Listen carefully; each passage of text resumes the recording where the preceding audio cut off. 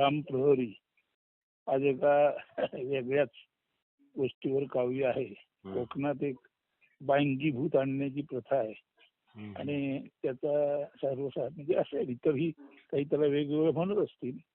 त्याचं सर्वसाधारण त्याचा भाग असा आहे, ते आणतात आणि त्याचं देणं देत राहतं तोपर्यंत त्या माणसाची भरभराट होते, ही समजूत आहे अर्थात. आणि पुढे पुढे ते देणं अशक्य होतं आणि शेवटी सर्व उलटा पालटा होतं, म्हणजे सर्व सत्यानाश होतो. अर्थात या गोष्टी करणारा नेहमीच आपापलेला आदाशी आणि कमी श्रमात जास्त मिळावं अशी इच्छा असणारा असतो. तर या लोकांचं काय होतं, कसं होतं याच्याबद्दल ते म्हणजे काव्यच आहे, पण आधी मूळ त्यातलं तत्व समजून घ्या. या काव्याचं नाव आहे महाबायंगाष्टक, म्हणजे बायंगीभूतावरती हे काव्य आहे असं. आणि ते अष्टक म्हणजे 8 कडवी आहेत आणि शेवटची 9व्यामध्ये फलश्रुती म्हणा किंवा देण्या घेण्यात काही कमी जास्त आलं तर काय होतं ते सांगितलेलं आहे. म्हणून 8 कडवी म्हणून बायंगाष्टक. अष्टक बायंगीभूत म्हणून बायंगी आणि अष्टक आणि महाबायंगाष्टक. आणि बायंगीभूत हे महान असतं सर्वार्थाने, म्हणजे एखाद्याची धन करील तरी प्रचंड धन करील आणि नंतर ते धन इतकं लुटून नेईल की मातीपेक्षाही अत्यंत वाईट अवस्था होईल. अर्थात ते असंच होतं आपापलेल्या माणसांचं. त्यासाठी हे मार्गदर्शक आहे, म्हणजे असं असू नये यासाठी आहे. आता पहिल्यांदा अर्थ स्पष्ट करून घ्या म्हणजे मजा येईल. चला. रमण्यात सत असत किंवा राम रावण पक्ष असत. या रमणा राम रावण यांच्या रमण्याला, या रमणा म्हणजे एक क्रीडांगण आहे आणि त्याच्यावर राम आणि रावण म्हणजे रमण्यावर राम आणि रावण रमतात किंवा क्रीडा करतात, त्यालाच जीवन असे म्हणतात. मात्र सर्वाआधी, सर्वामध्ये आणि सर्वानंतर आहे तो रमणा किंवा क्रीडेचे मैदान. जीव म्हणजे राम रावण निर्मितीपूर्वी. मुळात जीवाला राम असं म्हणतात आणि प्रभू राम म्हणजे सामर्थ्यशाली जो माणूस असतो त्याला प्रभू राम म्हणतात. म्हणून जीवामध्ये कोण आले, राम रावण सर्व आले. म्हणून जीव म्हणजे राम रावण निर्मितीपूर्वी, ते निर्माण झाल्यानंतर, त्यांच्या रमण्यात म्हणजे ते खेळात असताना किंवा त्यांच्या नंतरही म्हणजे राम रावणानंतरही जे क्रीडांगण जसेच्या तसे असते त्याला रमणा म्हणतात.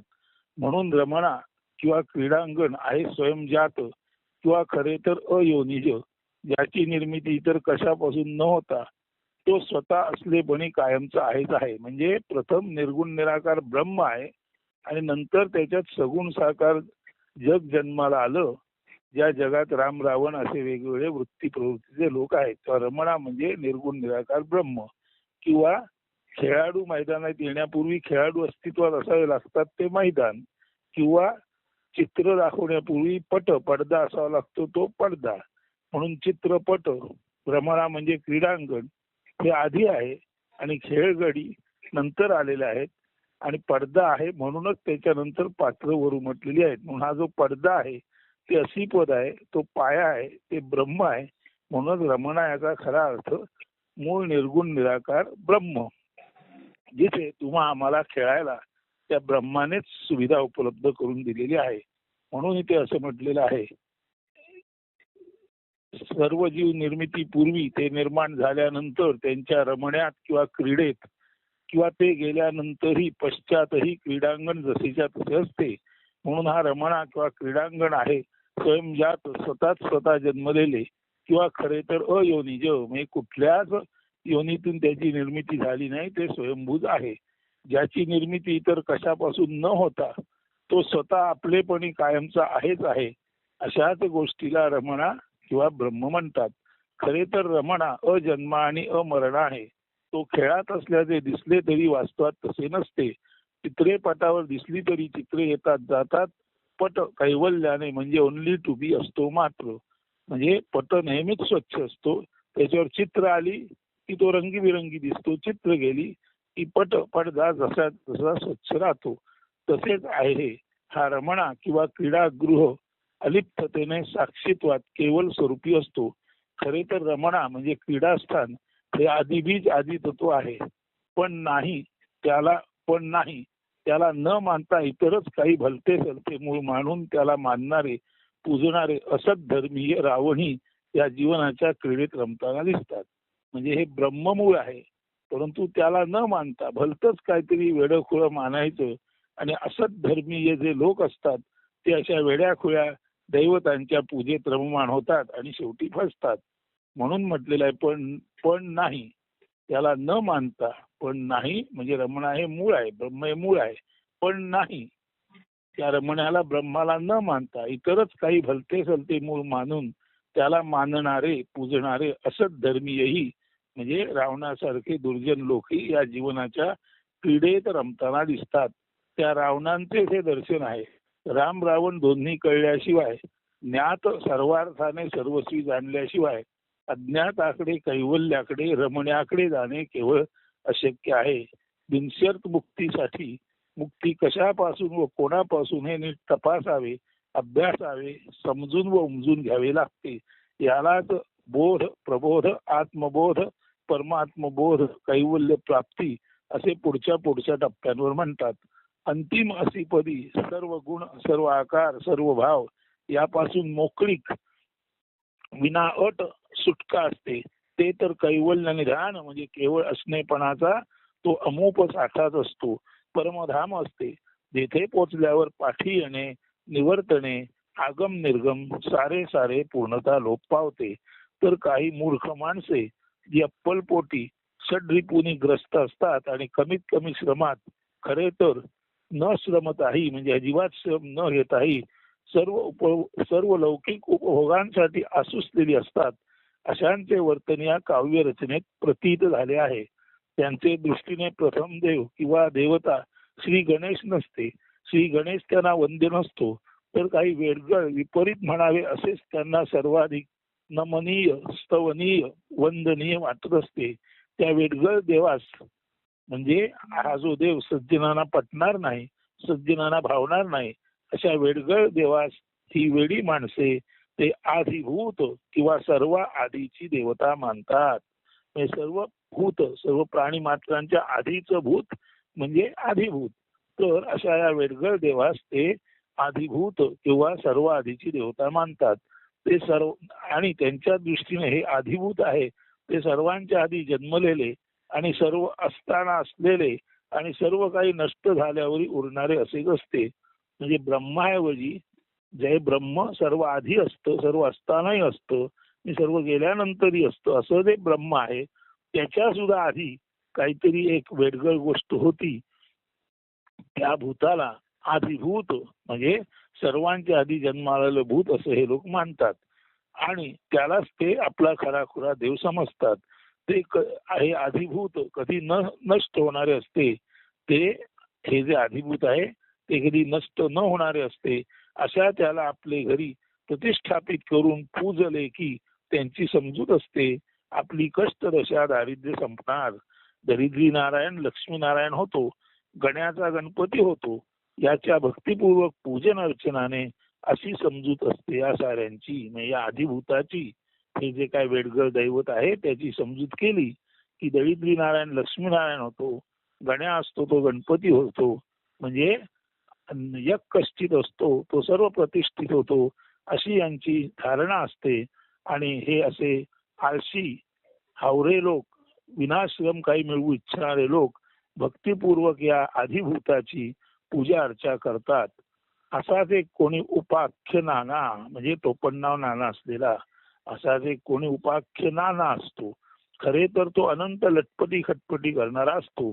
मात्र इतके करूनही त्याचा संसार गाडा सुरळीतपणे पुढे सरकत नसतो. सगळीकडे नन्नाचा पाढा, नकार घंटा, अपयश त्याचे नशिबी असते. तो आपले नशीब कसे व कोण उघडेल याच्या शोधामध्ये आतुरतेने फिरत असतो. एका भल्या पहाटे त्याच्या या दरिद्री संसारात 18 दरिद्र्य असलेला म्हणजे त्याच्याहूनही अधिक दारिद्र्य असलेला असा जरा जर्जर हात पाय आणि मान थरथर लटलट कापणारा एक दरिद्री ब्राह्मण याचक येतो. तो मदतीसाठी त्याचे पुढे तोंड वेंगाडतो आणि याचना करीत हात पसरतो. आपला हा नाना नशीब उघडावे म्हणून वाट पाहणारा नाना अपघातानेच म्हणाना चुकून त्या ब्राह्मणाला थोडेफार म्हणजे कधी नाही तो सकाळीच कोणतरी आला म्हणून कशी त्याला बुद्धी झाली नकळे. चुकून त्या ब्राह्मणाला थोडेफार खाऊ पिऊ देतो, धनही देतो.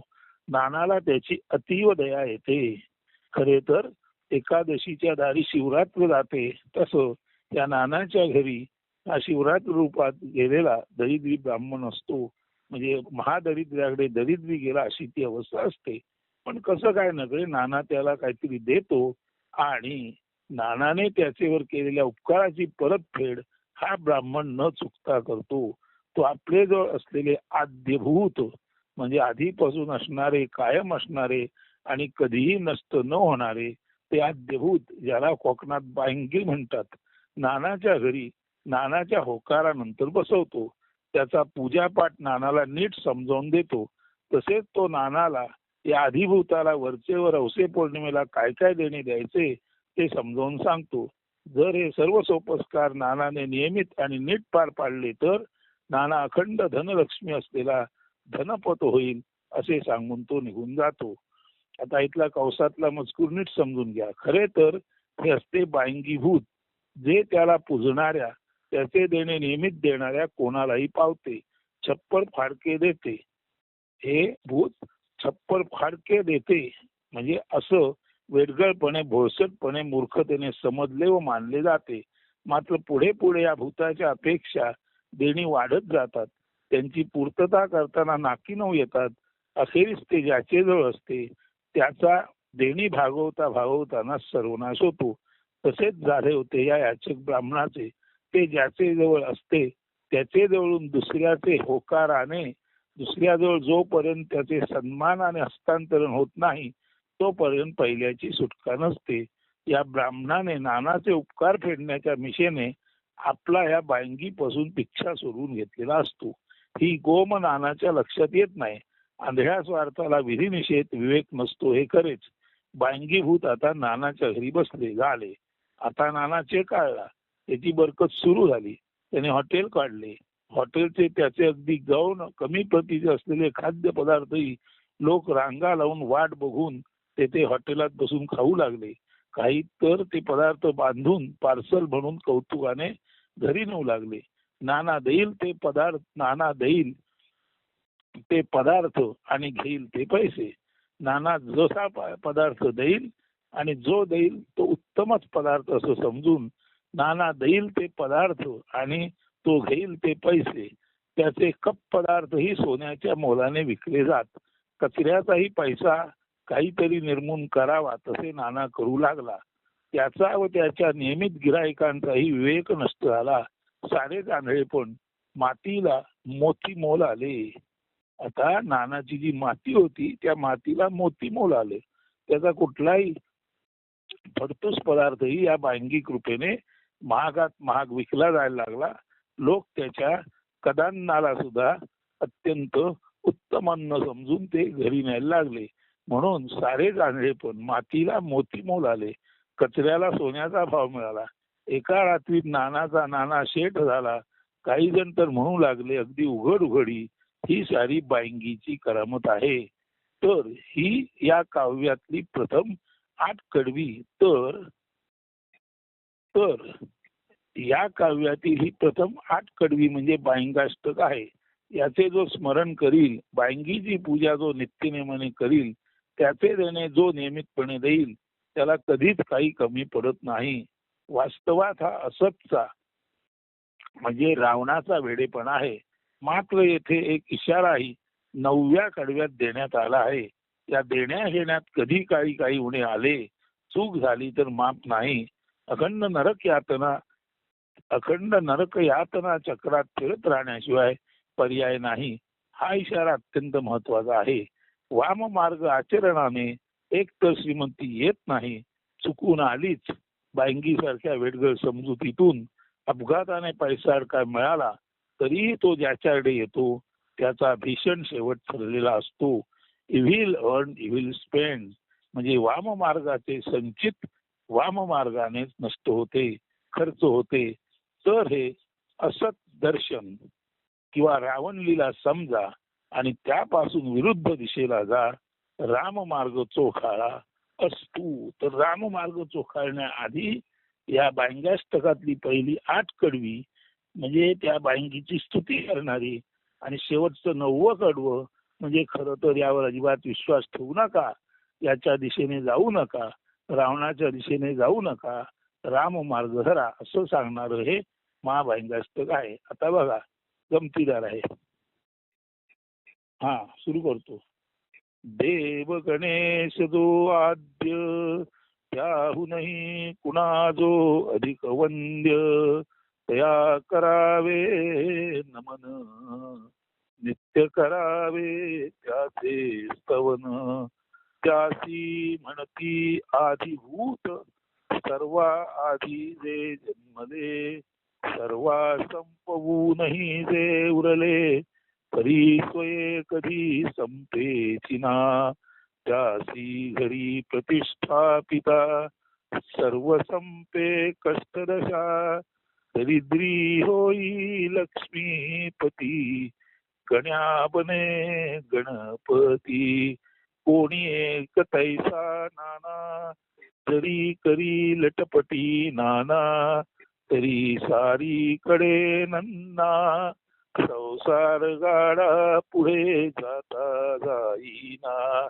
एके प्रभाती त्यासी भेटे, जरा जर्जर ब्राह्मण पायी लटपटे, तोंड वेंगाडुनी हात पसरी, नाना अपघाते त्यासी किंचित दया करी, त्याने नानाचे पांग फेडले, नाना घरी आद्यभूत बसविले, म्हणे याचे देणे देई जरी नियमित, तरी नाना तू होई अखंड धनपत, आता नानाचे काळला काही बाई विकू लागला, सारे म्हणे सारे माझे अस्सल सोने, या भूतली नाही असे तुझे लेणे, जैसी कचऱ्यातून कला निघावी, माती मोती मोले विकावी, तैसी याच्या धंद्या बरकत, असे बायंगीची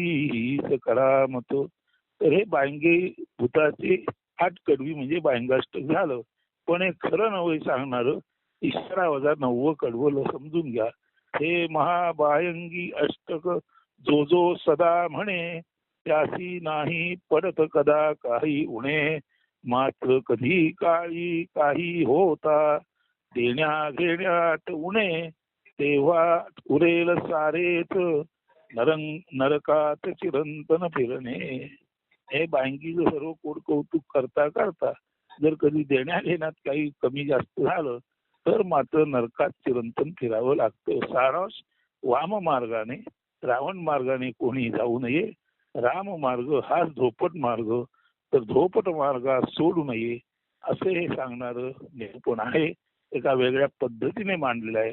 ते सर्व आपण नीट ऐका, योग्य तो बोध घ्या आणि आजचं निरूपण येथेच थांबवतो.